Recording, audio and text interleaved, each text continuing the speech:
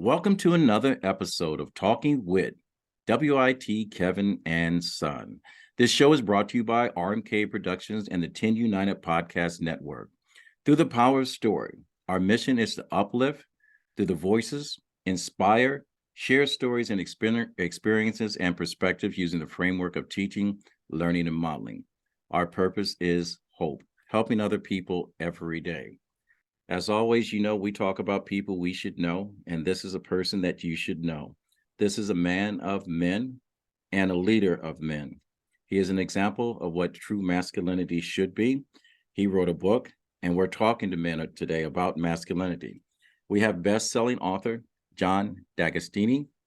The book we're going to talk about later on in the show, so you have to stick around, is titled Aimless, A Journey to Constructive Masculinity.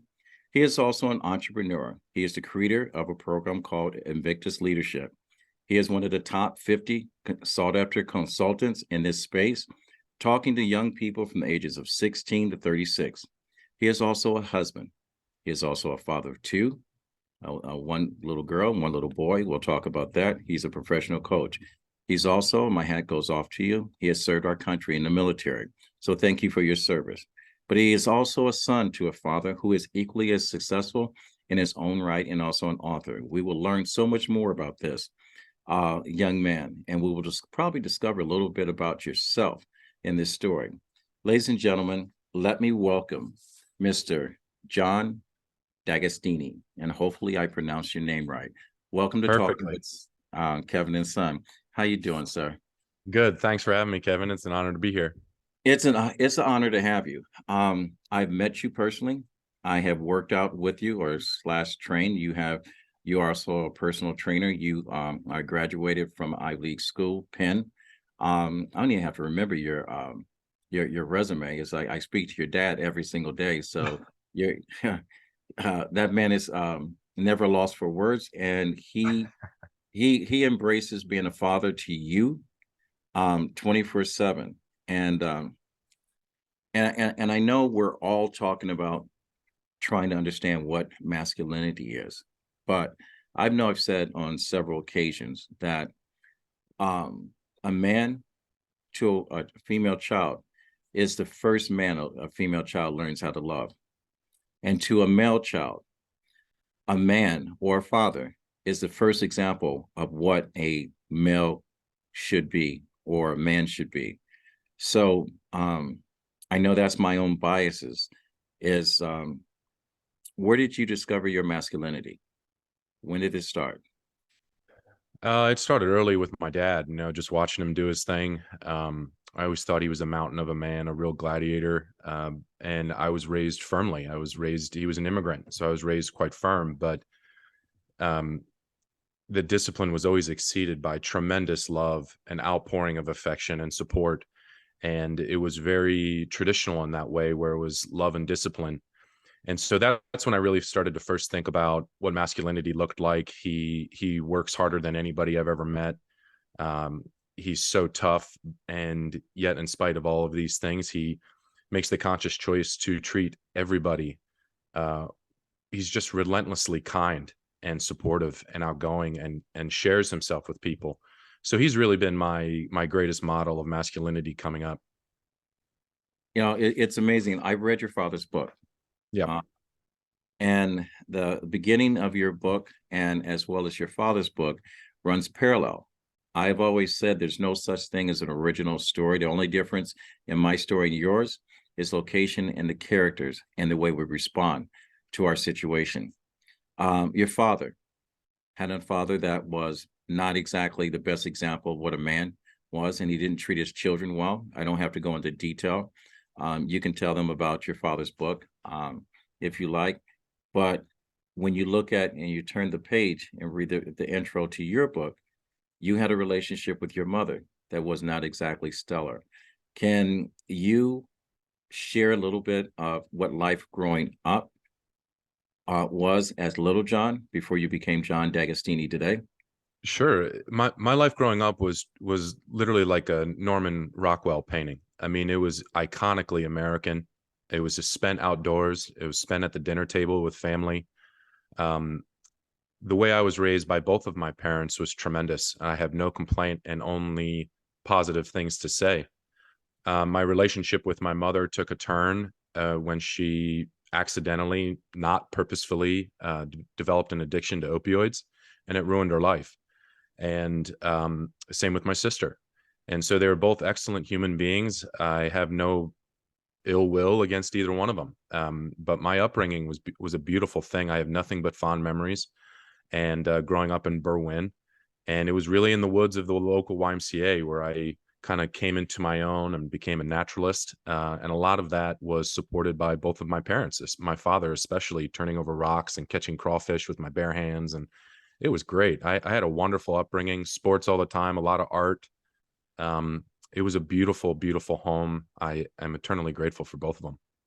But like any other young man trying to discover who he is, and in my neighborhood trying to find out his salt, what his worth was, you had a couple missteps. You had a different relationship at one time while you were at Penn State with females, and the way you dealt with things. And the other thing that I'm going to bring up, and it amazes me, is every time I read a book about someone that is extremely successful, that have overcome obstacles, you ended up finding yourself either living on a friend's couch, homeless, in your car, and whatever. You had that story. Can you peel back some of the layers of, you talked about having a great home life and whatever.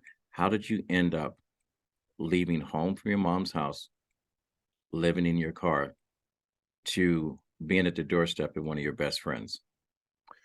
Well, I'll tell you, it wasn't easy. There was a lot of shame. There was tremendous guilt, tremendous embarrassment. I had no true north. I was totally lost. And so when I decided to leave my home, that was multiple years leading up to that.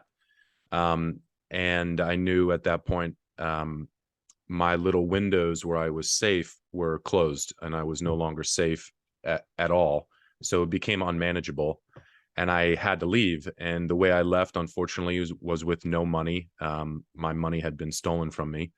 And so I don't remember how long I was in my car. It could have been a couple days or a couple weeks. I was totally blacked out, but I called my buddy Mike, and I said, "Hey, Mike, I'm in a really tough spot, and I just need a place to crash. I'll get a job. I don't know for how long, but I just need to get my feet under me." And the first thing I thought of, which honestly was this voice in my head from my dad, was, if you're willing to work and you're willing to learn, no one can stop you. And if you aren't willing to work and you aren't willing to learn, then no one can help you. And that was just ringing in my head. So my first thing was get shelter and then get a job. And that was my progression. But I didn't sleep for a very, very long time. All right. I've always said, when we talk about motivation, I say motivation is an emotion. It is not a statement. It's emotion. It's what you feel. And I've always said my motivation started from when I put my first foot on the ground until I took my next step, because it was always taking me someplace. When did you discover, or what did you understand before you found your masculinity? What was a man to you? I mean, I hear all the time women say, "You don't know how to be a man. I've got to teach you how to be a man." And I don't know any greater way of emasculating a man is to tell him what he's not, coming from someone that he loves. I've been there personally. What's a man? Well, a man is what you make of it. I believe that men should be given the freedom to express masculinity on their own terms. With that said, I do think that there needs to be a basic structure of humanitarian and spiritual principles that reside within that man, and an interior life that he cultivates. And aside from that, I really do believe that we should be able to express our masculinity on our own terms. In a more traditional way, I think that to be emotionally intelligent, spiritually grounded, other-centered, meaning that we take care of our own space, but we have a purposeful part of our life that is spent assisting others for the inherent value of it, not expecting a return. So it's kind of a long conversation, but I do believe that masculinity is individualized. All right. And John, if you could real quick, and I'm going to do this a couple of times in the show because a lot of our listeners are either driving, pulling in and out of Starbucks. Tell us the title of your book and where we can get your book. The title of the book is called Aimless, A Journey to Constructive Masculinity, and you can get it on Amazon. All right. Aimless. I will tell you, it is a must read. If no matter if even if you're female, you have to read this book. In my groups, in my social circle, be it Black, white, Asian, Indian, whatever, men are talking about, and we don't talk about how much pain we're in and how much responsibility that we are carrying and the burden. Is this an unfair bias that we place upon ourselves or society places? And can you explain to me, if you feel different, why? Um, well, I don't think that the responsibility is unfair. I think the code of silence that we abide by is unfair, destructive, and self-isolating. So responsibility to me is a privilege. The burden of responsibility on our shoulders firmly sets our feet on the ground. It's a very grounding component of the human experience. But what we do and the expectations from society in terms of just bearing the burden alone, it makes no sense. It's not even remotely effective. It leaves men broken. And a lot of times, because they are broken or in distress, they then make decisions through that lens, which are counterproductive and over time can actually become a pattern. So I open up in the book very specifically with men need to learn how to ask for and accept assistance. We are not meant to be lonely men on an island or a lone ranger. We're literally not built that way. We're built to connect. And through connection, we grow, we find our identity, and we become infinitely stronger. So it's unfair, it's unintelligent, and it just doesn't work. And when I realized that, that was really when the light switch flicked on for me was, wow, I'm really not enough on my own. It's not that I can't rock and roll on my own. It's just that if I really want to step into my shoes and become my fullest, highest self, I need to be more open to life and open to others. And you said that very early on in the book. Yep. Help. Men struggle with Oh, asking for help. And you wrote in your book, only when you reflect upon the source of your suffering do we change for the better. We no longer labor under the same delusion that we've held prior to our suffering. As a result, our priorities shift and the space is created in our heart. Does that make me weak when I ask for help? no, it's an expression of strength. I think it's an expression of strength of character, strength of spirit. Um, Asking for help is not a sign of weakness.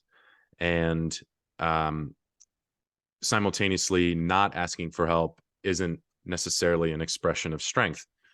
So I find honesty refreshing. And I can tell you from the young men that I've mentored over the last 20 years, the last 10 years especially, the whole process begins because they come to me for assistance and support. And then they get it and they become rockets and they just take off. So I think it's intelligent and I think it's a sign of strength. I appreciate you writing this, and a lot of stuff touched on personally. I know as a young standout athlete myself, I struggled with one, my success as an athlete.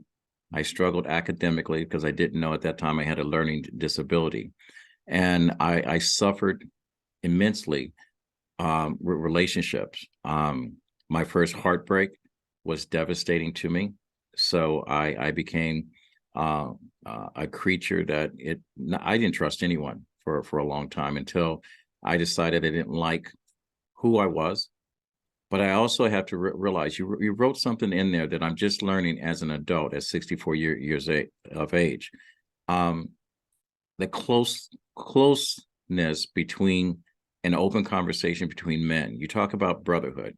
You Yes. made a statement. You said that in brotherhood, and I don't have the quote in front of me, is that a brother, and I'll say this as a sister, is someone that will protect your feelings.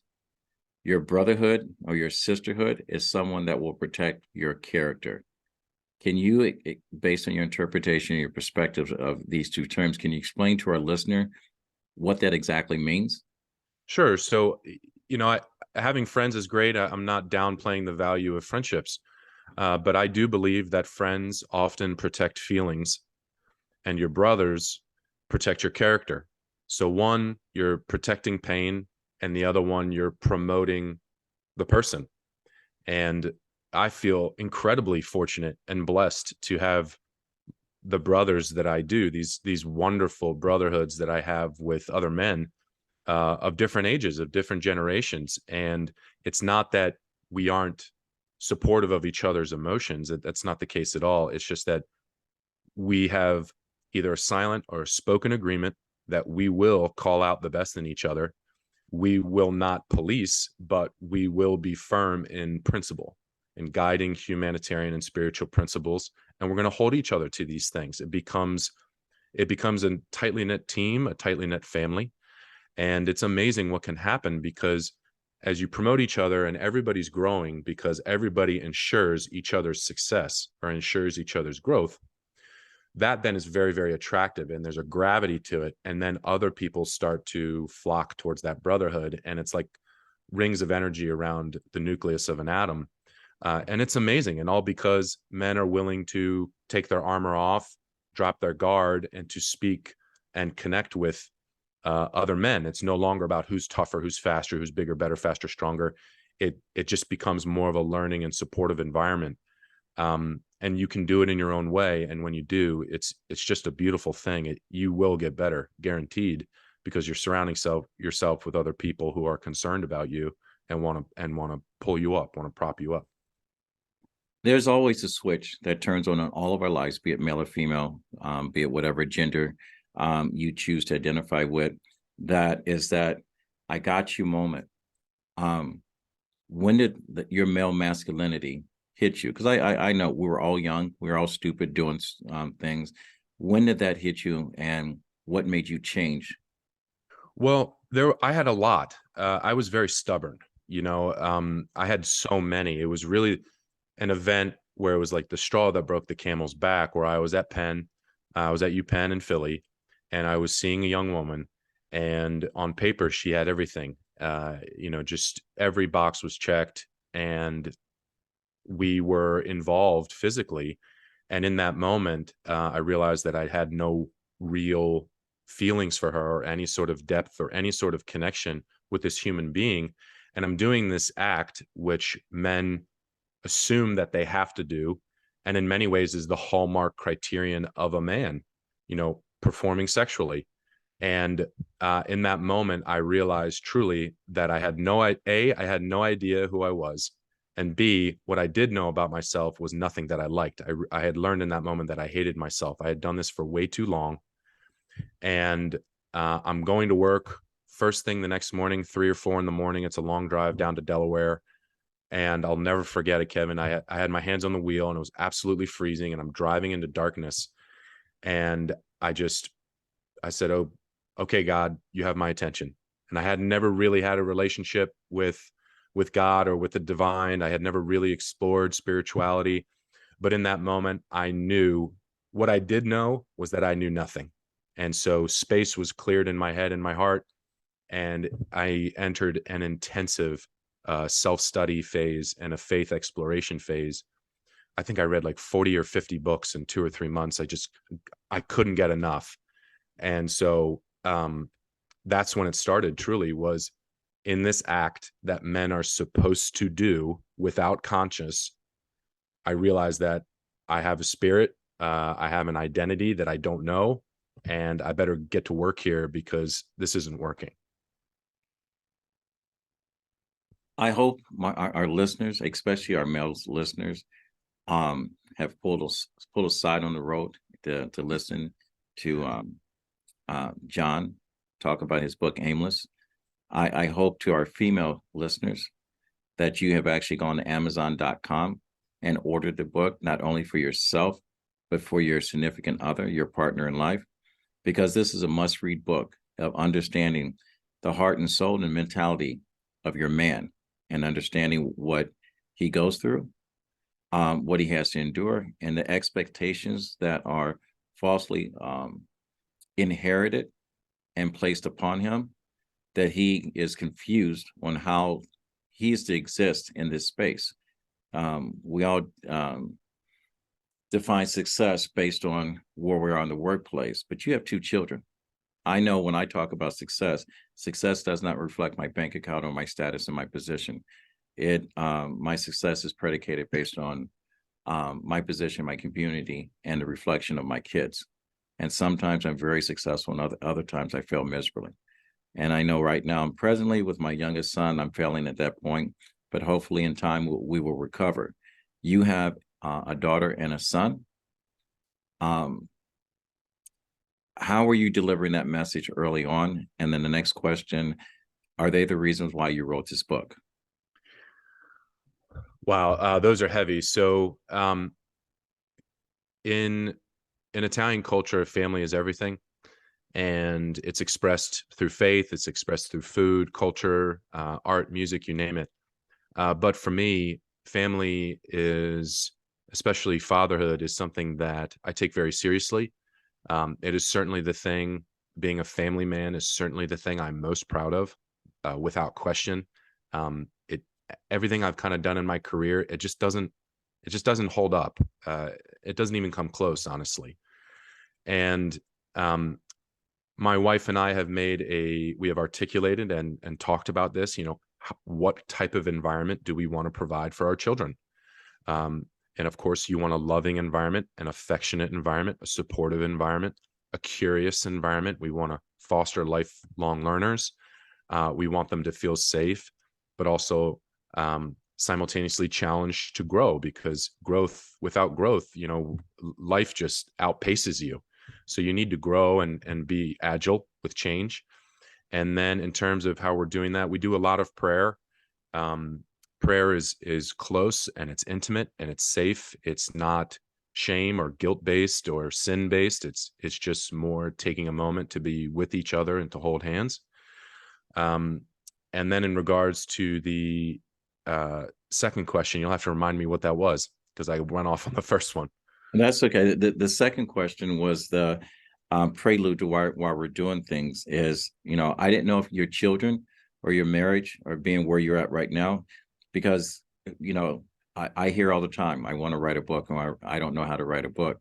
And I always tell people, when you write a book, you write it because either something has happened in your life that you feel that the way that you've overcome it or your experience will make a difference in at least one person's life. And I am always curious, when the writer writes, why do you write a book? Some write for profit, some write for purpose. So I wrote the book for not profit or purpose initially. I wrote it for process, for emotional process. I wanted to be done. So I wrote the book literally to turn the page on those seasons of my life. And I feel that the first draft I wrote was twice as long. It was total slop. It was an emotional expression. Um, and I wrote it in about 2.5 months. It was stemming from a point of inspiration. I just woke up at 3 a.m. one day, and my fingers were shaking like crazy, and I just started writing. And I didn't think much of it. I actually left it. When I opened up my computer weeks later and I went into my Word document and I saw it, and then I reread it and I thought, well, this is really interesting. Let me just send it to a couple publishers and see if they think it's worthwhile to finish it.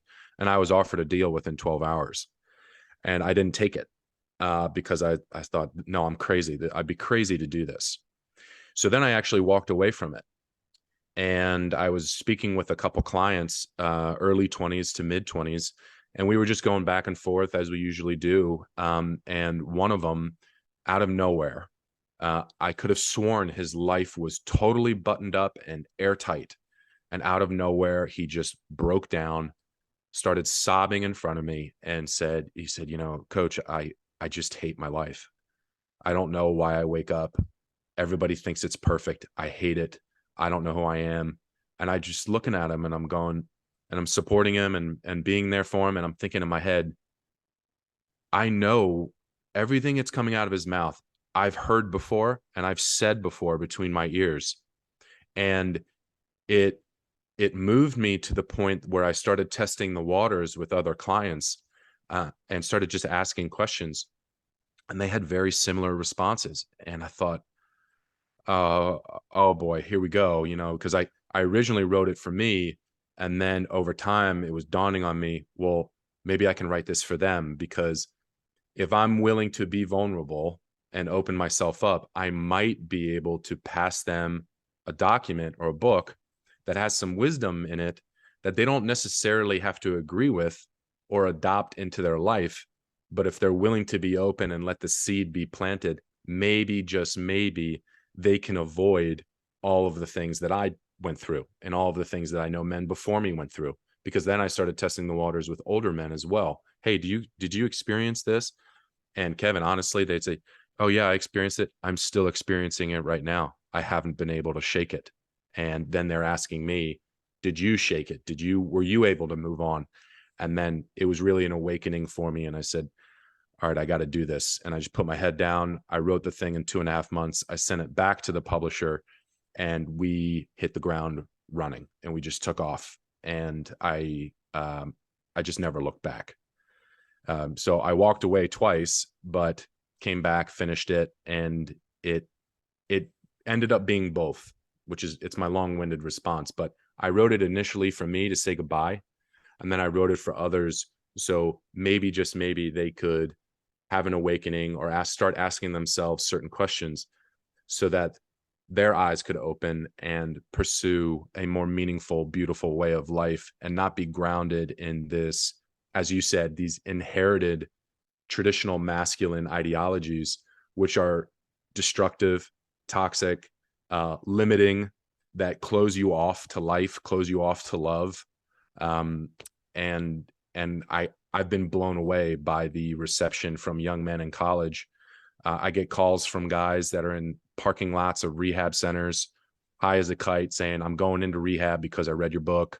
And I stay in touch with them while they're in the rehab center, while they get clean. I've got guys at the military academies giving me a call, asking me questions, from these big universities to kids that dropped out of school and are totally lost in life, and they're just trying to find their way. And the same thing, honestly, has happened with women. It's been really wild. It's a book about men, written for men, but women, the insight that they gain into the masculine world helps them heal and helps them move on, and also helps them choose how to interact with men differently. And to my knowledge, I don't care to speak for women, but to my knowledge, they said it's been very constructive and very helpful, which I'm quite proud of. And I would agree with you 100%. And I think women should definitely read this book, because I know my curse in writing my book is that, my significant other now thinks I'm an expert. I can't have a regular conversation without her telling me what chapter this comes from. So it's one thing for a man to understand his masculinity. How do you get a woman to respect and embrace his masculinity when she has her own perception of what masculinity is? How does a man overcome that conversation in that relationship? Can you speak on that? Well, I think it's centered on what you wrote about in Dating with a Full Deck, about being complete within yourself. And when that happens, there's a calmness to that individual, or to a man in this case. There's a calmness and there's a self-assuredness, and that is quite attractive. And if a woman is expecting you to act a certain way, a fully formed or somewhat formed man knows that it is wise, and it behooves him to express boundaries, and to be boundaried with who he is, and to be very clear on, these are the things that I believe in, and this is how you can expect me to act, to carry myself, and these are the character I've built up over time. And if she's not into it, then she's not into it. Then it's more about her and not about him. But I do think that men are called upon to love women, and when they do so in a respectful way, they are then extended respect in return. That's often. good. Ladies and gentlemen, we're talking to author John D'Agostini. He is the author of a book, Aimless. John, will you tell us how to get your book and how do we get in touch with you? Because you are one of the top 50 most sought after consultants, and we're going to talk about that. We're going to talk about the response of your book. If you just give our listeners a way to get in touch with you. And if you want me to give out your number, I can do that too. Sure. So go to Amazon and type in Aimless. You'll see a white book with a blue silhouette. It should come right up at the top. You can visit my website at www.johndagsmentors.com. And you can also reach me via email at jdagostini@invictusleaders.com. All right. So, John, I'm going to ask you. Matter of fact, I shouldn't have to ask you because your father, within the release of your book, had already told me it had hit the bestseller list almost at Hussein Bolt type of speed. Yeah. So to ask you what the responses to your book will probably be stupid, but I'm going to ask you anyway. What's the response to your book? Overwhelming. It's been overwhelming. It was very fast, strictly positive. And we hit bestseller in 7 genres and the #1 new release in men's health. So we had a surge of sales from my street team, meaning this small group of people that had supported me because I had kind of kept almost like an ongoing diary over the course of 2 years while the book was being made. Because bringing a book to market is no easy task, as you know. It just seems like everything that can happen will happen to stop you from getting it to market. And within 24 hours of release, out of nowhere, everything fell apart. So they've been with me from the start. They bought it.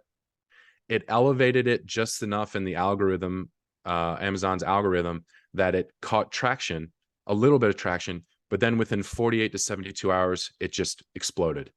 And we were top 10 in 3 or 4 categories, top 50 in 4 categories. And I'm an independent author. I'm a first-time author. I have no business swimming in these waters with these sharks. But lo and behold, Aimless was there, and sales are still strong. I have yet to really market because during our launch phase, I was just in learning mode, drinking through a fire hose. So we haven't made a real marketing effort yet. Despite that, our sales have grown month by month, which is unheard of and can only suggest that people are referring the book. And in order to refer the book, they have to first read the book. And I think from what I've been able to surmise, a rough estimate would be if you have 100 readers, over 90 of those readers are reading the book entirely. And the average is for the market for any book release is about 29 to 33. So we've tripled the average completion rate. And then if you look at the numbers of sales, we're averaging right around 3 referrals per purchase. So it's like a referral tree. That's by design. I hoped that would happen, but I didn't, you never really thought it would. It was like a pie in the sky dream kind of thing, but it's just taken off. And to our listeners, I want to let you know, as an author myself, is that how books become bestsellers. You read it, you rate the book, you write a comment, and you refer the book to someone else. There's 241 million people here in the United States and 8 billion people on the planet. In order for one author to be a best-selling author and to be able to make a living, he has to get his book, or she, into the hands of 1% of that number. Please, to my listeners, for Talking Wit, Kevin and Son, be part of that 1%. Pick up his book. Go to Amazon.com, Google Aimless, get the book, read the book, share the book. Go to his website, contact John. He is a very, very, very prolific speaker. He has a tour going on. Can you tell us about what to expect in your tour and where you're at and how to be a part of that if they want to hire you? Sure. So I'll speak anywhere. This is very earthy work. Size of crowd doesn't matter. For right now, we're in kind of elite academia. We're starting to venture in colleges and universities and high-end preps. We're starting to venture into public schools, businesses, women's groups. The response from women has been just incredible. And during the fall, it was just a couple months, 2-3 months, but we had quite a few speaking engagements. All of the speaking engagements, just so listeners know, are strictly voluntary attendance. There are no grades, no certification. It's for your interest if you're interested. And by the end, we were being recorded and Zoomed and broadcasted all over the world. So we had standing room only at all of these events. It started out 90-10, men to women, and by the end, it was 50-50 with wide open discussions. It's an electric atmosphere, yet very, very comfortable and intimate. I'm not there to be right. I'm just there to learn and connect. So I'm not competitive with my message. It's a very friendly climate, these little microclimates that we create, and it's wonderful. If you want me to speak, I've worked with juvenile offenders. I'm open to speaking with first responders. It's literally anybody who wants to talk about these things. I'll be there. And he crosses over race, gender, economics, you name it. There's no limitation to the conversation to be had.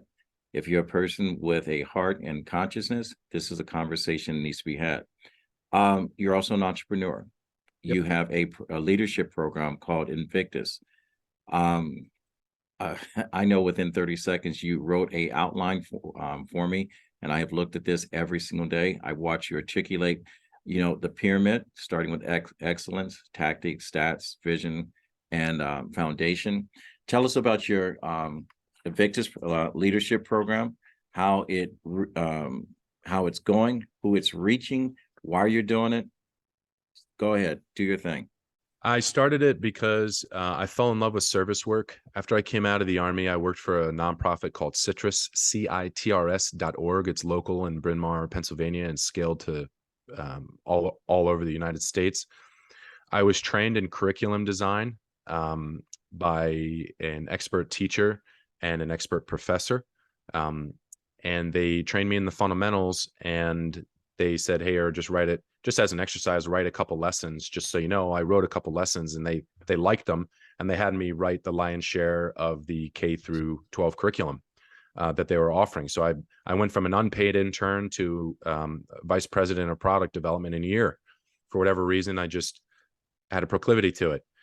And when I was there doing all of the service work in 10 major American cities and working with underprivileged kids as well as privileged kids, I just thought in my head, I really think that there's a need to speak directly to young men about character and leadership development, about identity. And so on a whim, I called my old baseball coach and I said, hey, Con, his name's Con Aquilani. I said, hey, Con, I got this idea. What do you think? And he goes, I want it, be there tomorrow. And that was it.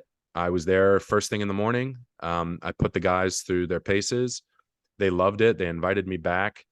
I wasn't charging any money, but then within 1 or 2 months, parents started seeing what these young men, how they were changing and growing. So they started asking me for time on the weekends and started paying me. They set the price. I didn't even ask them for money. They just gave me money. And then this part-time business started to spark, and then it caught fire real fast, and it was full. And it was full to the point that it threatened my full-time job as a consultant in sales, in HR sales and HR consulting. And my wife, who was my girlfriend at the time, said, John, I see you get up Monday through Friday like you're going to the guillotine, but you leap out of bed at 3 a.m. on Saturday and Sunday to go work with a bunch of youth athletes, and you're making money. Maybe you should pursue this full time. And in a totally reckless thing, probably not the smartest thing I've ever done, I called my boss that afternoon and said, I'm done. I'm going to become a full-time entrepreneur. I didn't have a business plan. I didn't have a logo. I didn't have a website, but I was motivated as anything. And I was really passionate, and I did that. And then we ended up moving to Minnesota. I rebranded. I took every cent I had and spent on renovating a cow barn that I'm sitting in right now. And even took out a loan, a 3-year loan for tens of thousands of dollars to get the thing up. It's been strictly referrals. I've never marketed a day in my life. I got one client. He referred me 2. Those then referred me another 2. I had 5 for about 2 or 3 months. They exploded. And by the 6th month, I was completely booked with a waiting list, and this place was buzzing. It was like a factory. And then COVID hit and it shut me down entirely. I was facility dependent business and my facility had to be shut down. So I tried to go virtual, which went very, very well. Um, and then I wrote Aimless, which then took off. So the state of the Invictus family, which is what we call it, the Invictus family, everybody is treated like a brother or a sister. It's centered on education and support. It's what we would call structured mentoring or progressive mentoring, which is mentoring accompanied with a curriculum. So you get all the benefits of mentoring, all the interpersonal growth points within a structured program. And I stopped counting after my 60th client. But of my first 60 clients, 60 for 60 were elected captains or into a leadership role within 2 years of starting with me. We have professional athletes in every major sports league. We have Olympians, scholars, commissioned officers in the military, artists, musicians, normal kids that are just trying to get through, normal in quotes, kids just trying to get through school. We're helping guys form relationships, lasting, meaningful relationships with women that are now becoming their wives. They're becoming fathers. It really is a family. It's really a safe space. And now what we're doing are group mentoring sessions instead of one-on-one. We do structured group mentoring. We use film, media, literature, social media as ways to foster discussion and cultivate brotherhood. And these guys come, they love it so much they won't leave. I have to kick them out at the 3-hour mark. And the sessions are only supposed to be 2. I got to boot them out the door, say, hey guys, I got to go be a dad. But they're like, let's reschedule real quickly. So things are humming pretty good right now. It's a wonderful way of life. But at this point, it's self-sustaining. I, to be totally honest, Kevin, I do very little. I work, but I do very, very little. The guys do all the work now, guys and gals. They're the ones that refer. They're the ones that are now mentoring other young students. So they've bought into this idea of stewardship. And it's when I really sit down and think about it, I just get really emotional because it could have very easily flopped. But there was a hunger in these young people and they took it and ran with it. And I've just been watching them take off like rockets for the last 6-7 years. Now, my head is spinning. And I don't know if I shared this with you before, beginning of 2023, before the New Year's Eve hit. I lost my youngest sister at 42, my baby sister. Surviving her is a daughter and 2 sons. One of her sons witnessed her having a heart attack and passing on right in front of her. Every time I go home, I look at Dayton. I can't wait to get out of Dayton because it is not the childhood memory that I celebrate. It is very oppressed. Every time I go through South Philly and some of these other areas in New York and so forth, there are children out there that are hungry for opportunity, but when they look out there from their doorstep or their porch or whatever the case may be, all they see is the hustle. And I would love, and I'm just going to put it out there, to maybe have a weekend workshop where we allow people to register totally free. We get sponsors that will pick up the tab in order to cover your expense, allow my company to produce the show, and provide hope for someone that has the potential but doesn't see the possibility of what life could be outside of their doorstep. So, again, I am honored and I'm lost for words to be in your presence. And you're a young man. I've seen you. He's built like Hercules.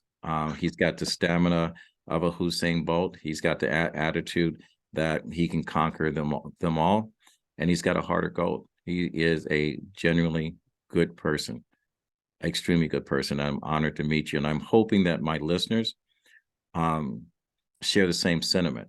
Again, John, before we go, how do we get in touch with you and how do we get your book? You can email me at jdagostini, JDAGOSTINI @invictusleaders.com. You can visit JohnDagsMentors.com for more information. And to buy the book, you can buy it at Amazon. In the search bar, type in Aimless. You'll see a white book with a blue silhouette. And that's where you can purchase it. please purchase it, read it, leave a review, and refer it to others. Yep. And for those of you that are in the corporate space, he's also on LinkedIn, and that's under John Dag, I believe. That's correct. Just Google his name and you can find him. Last question. I am not one of those podcasters that looks for hundreds of millions of followers to follow me. I believe you're only as strong as a circle of friends, and my friends have a very strong call to action. So my listeners also support that. They don't drive by an accident, they stop to help. We have changed the life of at least 4 people from going into the second year that I have been on this platform using this media in order to change life and helping other people every day. So when I ask what your one ask would be, ASK, if you can ask one thing and for that to come true, and for one of my listeners that are sitting, listening to this podcast right now, if you're in a position to grant someone's one dream to come true, John D'Agostini, will you please tell us what your one ask would be? Well, I think my one ask would be the thing that saved my life and has saved the lives of a lot of guys that I've worked with and men that have spoken to me, would be to journey inward, commit to growth, and don't ever quit on yourself. And if you cultivate that interior life, that spiritual structure within yourself, you'll be able to weather any storm and lift others up along the way. So that would be my main ask, and also would be to thank you for having me. Thank you for the kind words, and this has been wonderful, Kevin. Thank you. No, I will thank you. Men don't have these conversations amongst each other, and going forward, we need to open up and allow ourselves to be vulnerable. You said something in your book about being weak, and I don't remember exactly the quote before we leave. Men being weak. What was that quote? I can't remember exactly what you said in there. Well, asking for help is an expression of strength, and if you have a chain and you have a weak link, an honest, strong man would just acknowledge that it is a weak link and take the necessary steps to strengthen it.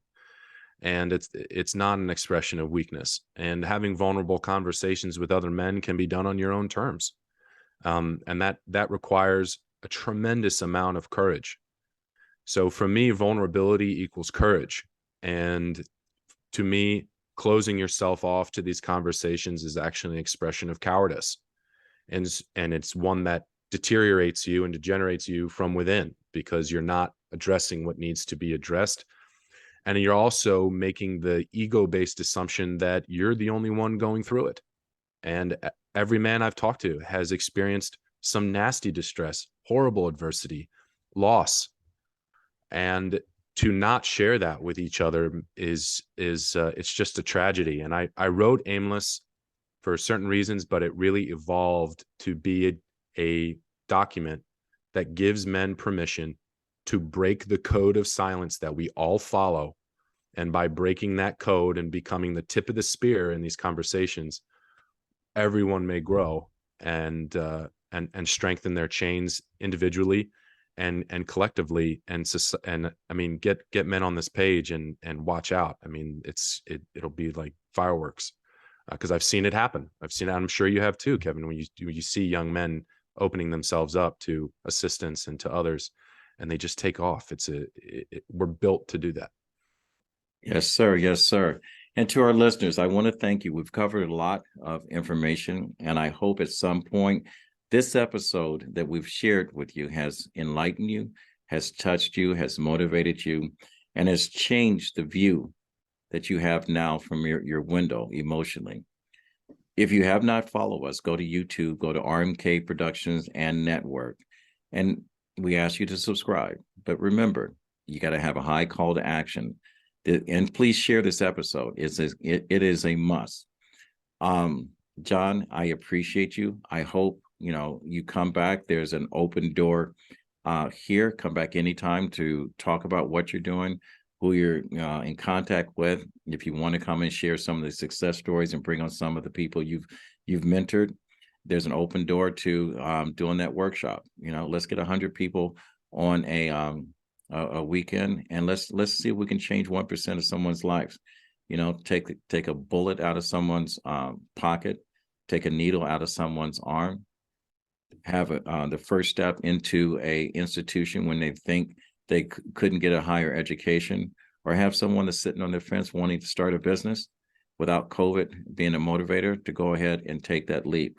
I just want to thank you, and I'll thank you, and I'll thank you. So Thank you, and count me in, please. Thank you, and count me in for that workshop. I'm there. All right, we will set this up. And to our listeners, you know my thing. My grandfather always said, when you get to a point that you can help someone else, it is your duty to do so. Reach one, teach one, and we're out. We'll fade to black. Thank you, Mr. John D'Agostini. Thank you.